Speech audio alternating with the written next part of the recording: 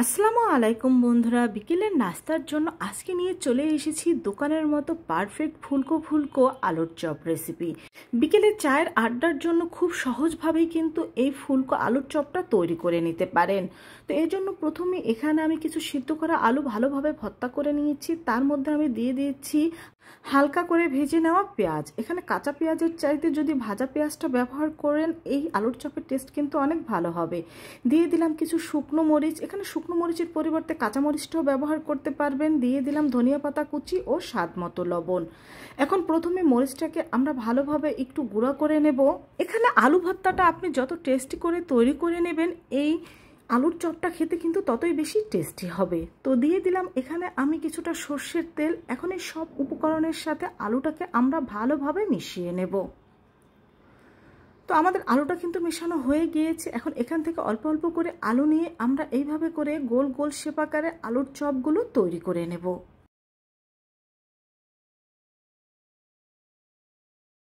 এই তো আমাদের একটা আলুর চপ কিন্তু তৈরি করে নেওয়া হয়ে গিয়েছে। একইভাবে এখানে আমি সবগুলো আলুর চপ তৈরি করে নিয়েছি। এখন এটাকে একটা সাইড করে রেখে দিচ্ছি। এখানে আমি নিয়ে নিচ্ছি 1 কাপের মতো বেসন। তার মধ্যে দিয়ে দিচ্ছি 3 টেবিল চামচ পরিমাণ চালের গুঁড়ো, দিয়ে দিচ্ছি লাল মরিচের গুঁড়ো, হলুদ গুঁড়ো, দিয়ে দেব কিছুটা ভাজা জিরার গুঁড়ো, আর দিয়ে দেব এখানে আমি স্বাদ মতো লবণ আর রেগুলার সয়াবিন তেল।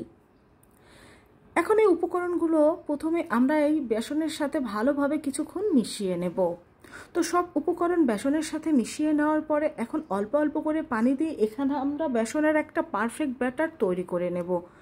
একবারে বেশি পানি দিলে বেসনের ব্যাটারটা বেশি পাতলা হয়ে যেতে পারে, এজন্য এখানে আমরা অল্প অল্প করে পানি দিয়ে দেব। এতে কিন্তু এই বেসনের ব্যাটারটা খুবই পারফেক্টভাবে তৈরি করে নেওয়া যাবে।